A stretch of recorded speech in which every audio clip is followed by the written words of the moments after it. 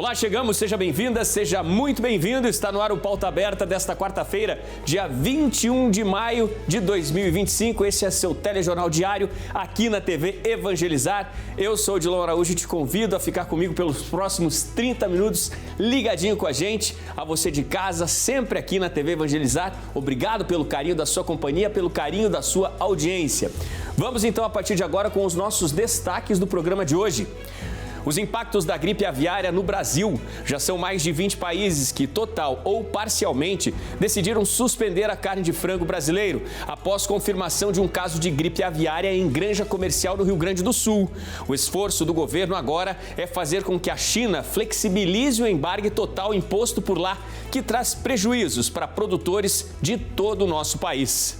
A caminhada do Papa Leão XIV pela paz. Hoje no Vaticano, mais uma vez, o Santo Padre fez um apelo para que sejam liberados corredores humanitários que possam levar principalmente alimentos para a população vítima da guerra e que vive na faixa de Gaza. Aqui no Brasil, o Tribunal Superior Eleitoral já avisou, terminado o prazo para justificativas de multas, deverá cancelar mais de 5 milhões de títulos no país. Os fortes impactos da poluição do planeta que atingem o Ártico. Por lá, pesquisadores analisam amostras de sangue e tecido retiradas de ursos polares para saber quais estão sendo as mudanças de hábitos desses animais em contato com tantos poluentes. Uma pesquisa que pensa também na preservação das espécies na região. E vamos contar uma história de música e conquistas. É a história da Orquestra Sinfônica do Paraná, que está completando 40 anos de fundação. Fique ligadinho com a gente, o Pauta Aberta começou.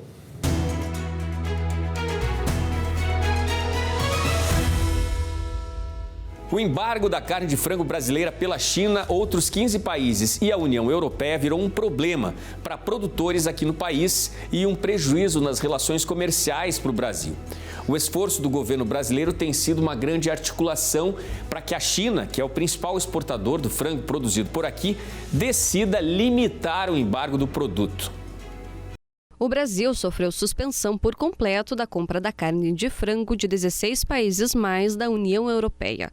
Outros 8 países decidiram suspender as importações do Brasil apenas do produto com origem na região afetada pela gripe aviária. No caso, é um caminho que compromete menos o trabalho de milhares de pequenos produtores brasileiros da carne de frango. O esforço das autoridades que negociam com os chineses é fazer com que a China decida por seguir o exemplo desses 8 países. Entre eles está o Japão, outro grande parceiro comercial brasileiro que decidiu pela suspensão das negociações apenas de produtos com origem mais perto do foco principal da gripe aviária. A regionalização dos embargos por parte da China reduziria os impactos gigantescos causados ao país, pontualmente relacionados a este setor. Desde a confirmação do caso na propriedade em Montenegro, na Grande Porto Alegre, apesar de outros casos suspeitos terem sido levantados em outras granjas comerciais, até o momento, nenhum outro caso de gripe aviária foi confirmado no país. Já é um bom argumento no qual o Brasil se apega para flexibilizar a decisão dos chineses. O ministro da Agricultura, Carlos Fávaro, reconhece a cautela do país asiático, considerando que ainda é muito pouco tempo desde a confirmação do primeiro caso, mas tem reconhecido o esforço do lado de cá, a partir de todas as medidas sanitárias já tomadas, com o objetivo de garantir mais segurança aos exportadores, para quem sabe, a partir daí, conseguir a flexibilização dos embargos. Neste momento, o Brasil tem 6 casos de gripe aviária em investigação. Os últimos 2 registrados em Eldorado dos Carajás, no Pará, este em granja comercial. Depois, com ave silvestre, outro caso registrado em Derrubadas, no Rio Grande do Sul.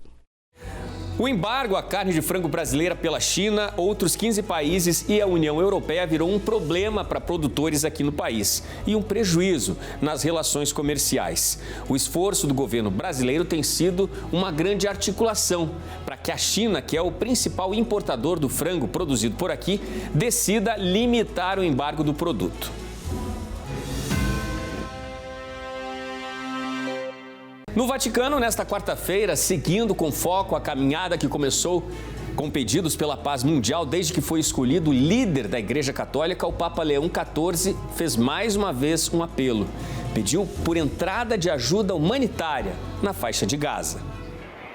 O Papa Leão XIV pediu nesta quarta-feira a entrada de uma ajuda humanitária mais consistente na devastada faixa de Gaza, bombardeada e submetida a um bloqueio pelo exército israelense. O apelo do Santo Padre coincide com as denúncias feitas pela ONG Médicos Sem Fronteiras contra Israel, país que acusou de limitar a entrada a uma ajuda insuficiente para, de acordo com a entidade, evitar a acusação de que está matando as pessoas de fome.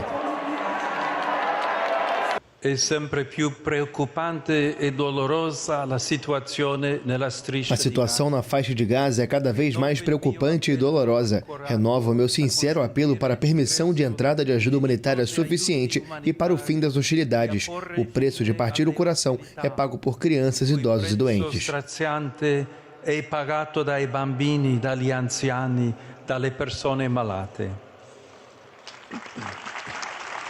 Para os Médicos Sem Fronteiras, a ajuda autorizada de 100 caminhões diários é apenas uma cortina de fumaça, enquanto o cerco que Israel impôs em Gaza no início de março para obrigar o movimento palestino Hamas a libertar os reféns continua. Em 11 de maio, 3 dias depois da eleição pelo Colégio Cardinalício, Leão XIV já tinha se declarado profundamente entristecido pelo que acontece na faixa de Gaza e pediu um cessar-fogo imediato, ajuda humanitária à população civil e a liberação de todos os reféns.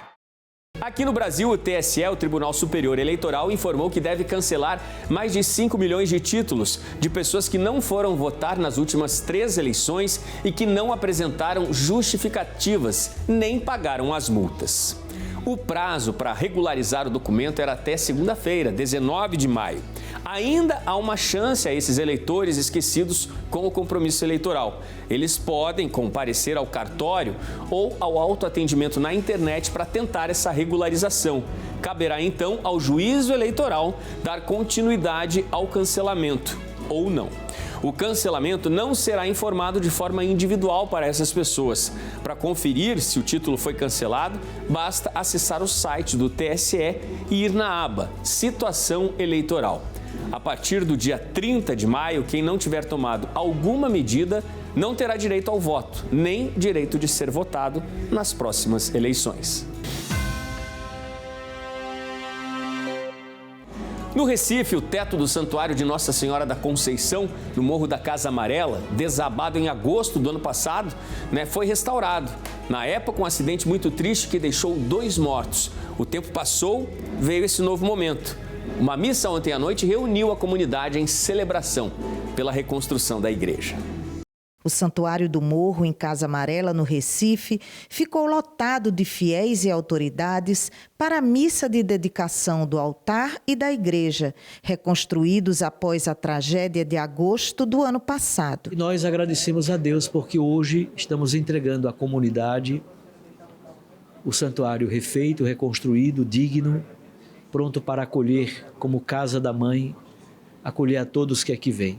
A reconstrução da igreja física, do prédio, na verdade é também uma reconstrução psíquica, emocional, espiritual de toda a comunidade. A governadora de Pernambuco, Raquel Lira, entregou ao arcebispo o termo de conclusão da obra e a chave do santuário. Uma igreja totalmente restaurada que simboliza também a restauração dessa comunidade e da fé do povo de Pernambuco. No altar foram depositadas relíquias de Santa Maria Gorete e São Frei Galvão, para que a Eucaristia fosse celebrada sobre o testemunho dos santos. O óleo do crisma derramado com cuidado sobre o altar e a unção também das paredes do santuário. É um dia de louvor, de ação de graças a Deus e tudo que nós conseguimos viver nessa travessia e chegamos ao outro lado da margem com felicidade e muita esperança. Com as luzes acesas, a beleza do novo altar se revela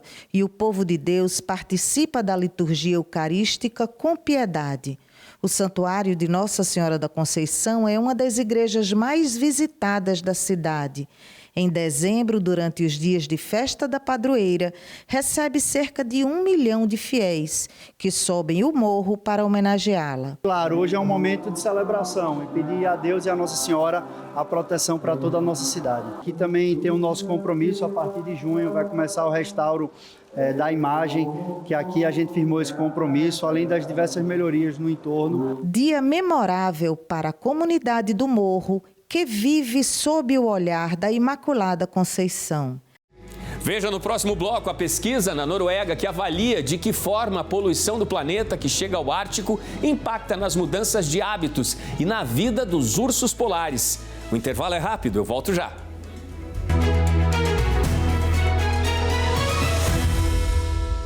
A TV Evangelizar também está no Instagram. Segue a gente por lá.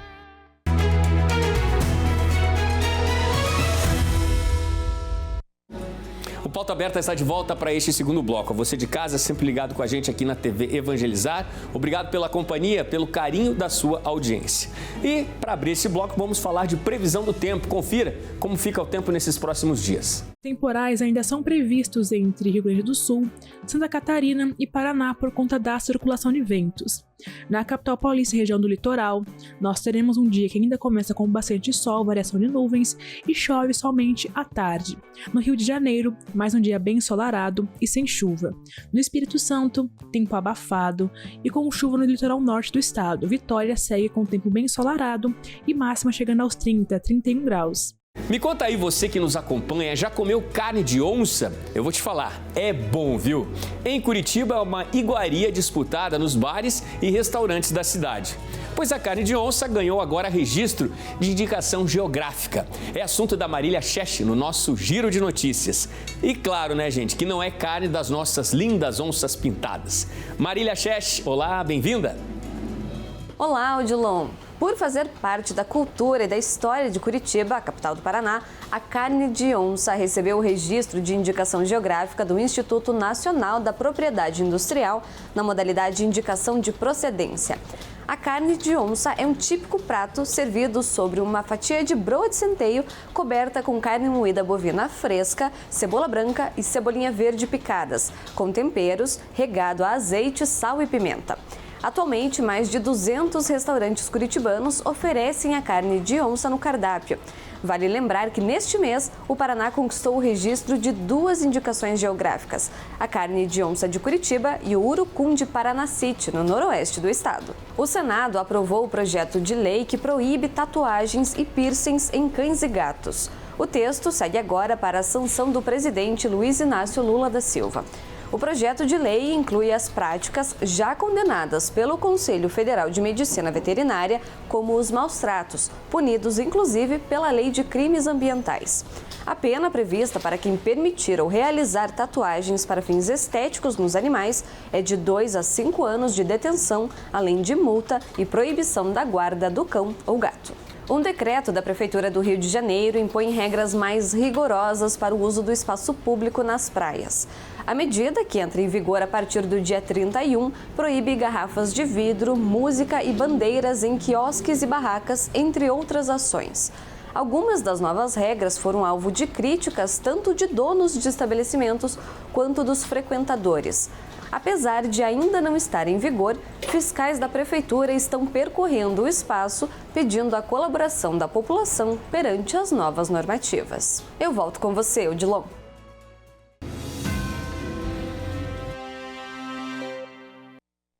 O projeto Viagem do Livro continua distribuindo boa vontade pelo Paraná. As últimas doações, já entregues a equipes da Secretaria de Segurança Pública do Estado, vão para uma cidade no interior. Paranacite vai ganhar os presentes.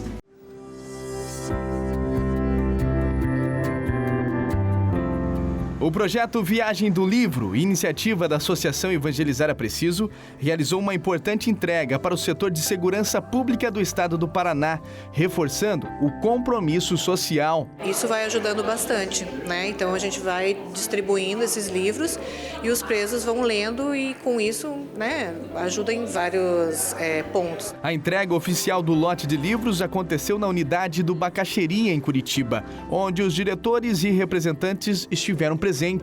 Os 300 livros doados irão para a cidade de Paranacite, no interior do Paraná. A ação visa criar a primeira biblioteca dentro da cadeia do município, oferecendo novas oportunidades para quem está preso. Com essa doação aí desses livros, a gente vai conseguir está montando a primeira biblioteca e com isso a gente conseguindo fazer a remissão por leitura. A viagem do livro fortalece os projetos educacionais desenvolvidos dentro do sistema penal, oferecendo novas oportunidades de conhecimento e ressocialização aos detentos. Através da leitura começa um processo de conhecimento e de transformação, não só da pessoa ali dentro, mas também da vida dela como um todo.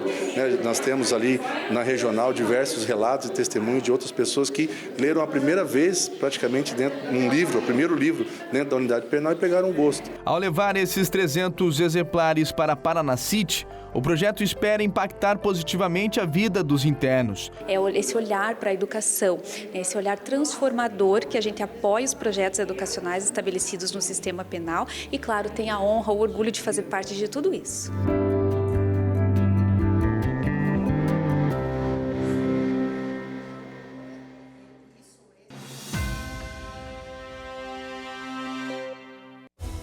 Os impactos da poluição no nosso planeta que atingem o Ártico e os reflexos disso na saúde dos ursos polares. Este é o foco de uma pesquisa realizada na Noruega.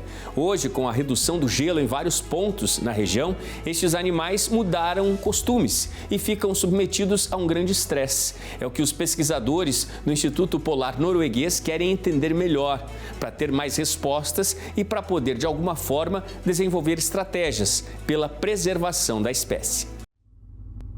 Um estudo científico da Noruega investiga o impacto dos poluentes do Ártico na saúde dos ursos polares. De um helicóptero, um veterinário dispara um dardo anestésico com uma carabina de pressão para paralisar um urso que corria no gelo, assustado com o barulho do aparelho. Mas o uso da arma é só para fazer o animal adormecer. O helicóptero pousa perto dele e assim os cientistas fazem a extração de finas tiras do tecido adiposo e coletam amostras de sangue. Mas para que serve esse método? A ideia é representar com a maior precisão possível o que os ursos vivenciam na natureza, mas em um ambiente de laboratório. Para isso usamos a gordura deles, que expomos aos estresses aos quais eles se submetem, ou seja, poluentes, mas também hormônios do estresse. Os pesquisadores mantêm as amostras por vários dias no navio de expedição e as submetem a contaminantes e hormônios. Eles são, então, congelados para análise em um laboratório quando a equipe retorna à Terra. Além do veterinário responsável por anestesiar os ursos, 2 cientistas trabalham nos animais para realizar biópsias cuidadosamente, coletar amostras de sangue e colocar colares eletrônicos de rastreamento neles. Somente os ursos polares podem usar essas coleiras, devido ao formato de seus pescoços. Essas informações, juntamente com os dados de GPS das coleiras, dão aos cientistas uma imagem do estilo de vida e dos movimentos desses animais com a diminuição do gelo. Estamos enfrentando grandes mudanças climáticas, particularmente no Ártico e em Svalbard. O declínio do gelo é absolutamente drástico e o urso polar é um animal endêmico do Ártico que usa o gelo, especialmente o gelo marinho, para se locomover, se alimentar, caçar focas e se reproduzir. Portanto, o desaparecimento do gelo marinho provavelmente terá consequências significativas para a ecologia espacial, incluindo a maneira como os ursos se movimentam e entendem seu ambiente. O Instituto Polar Norueguês lidera o programa de pesquisa sobre ursos polares em Svalbard há 40 anos. Os estudos feitos pelo Instituto relatam que os ursos da localidade agora mudaram a dieta.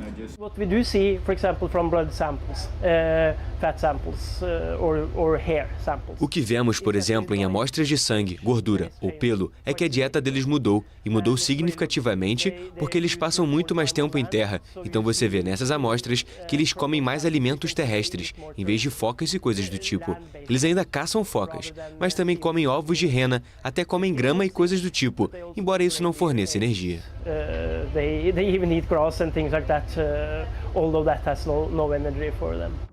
De acordo com um estudo publicado na revista americana Nature, o Ártico vem esquentando 4 vezes mais rápido que o resto do planeta desde 1979. E esses animais fascinantes sofrem muito com as mudanças climáticas.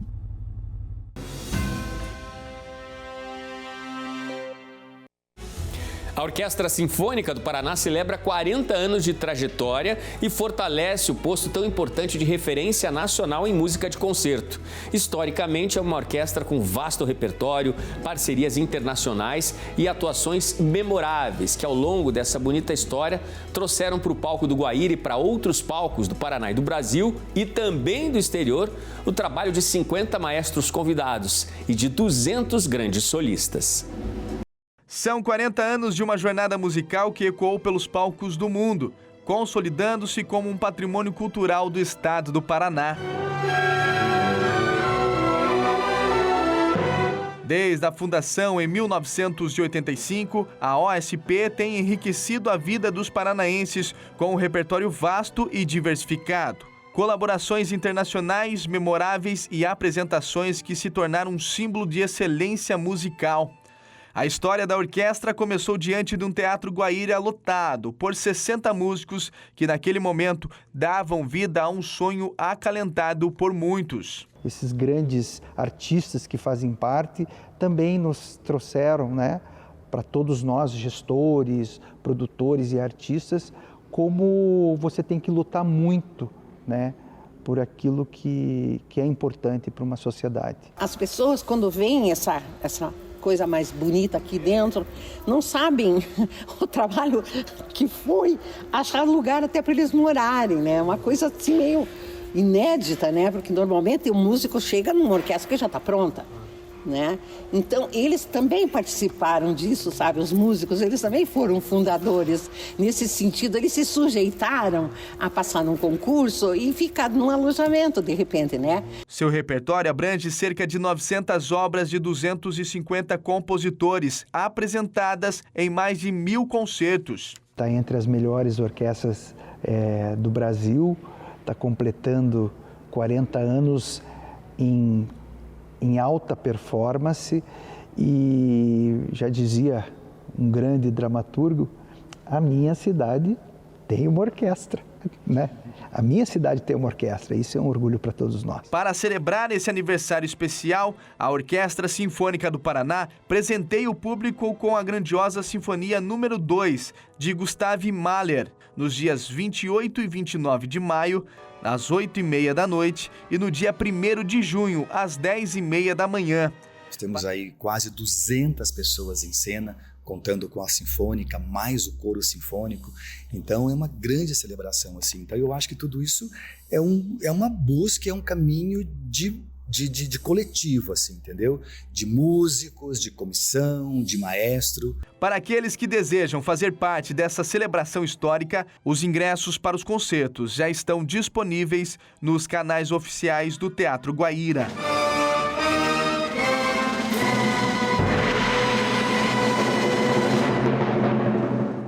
Parabéns pelos 40 anos de história. E o Pauta Aberta de hoje termina com a belíssima música da Orquestra Sinfônica do Paraná, que está completando esses 40 anos de história e grandiosos concertos. Fique ligado na nossa programação. A qualquer momento, mais notícias nos nossos boletins. Boa noite, bom descanso. A gente se vê.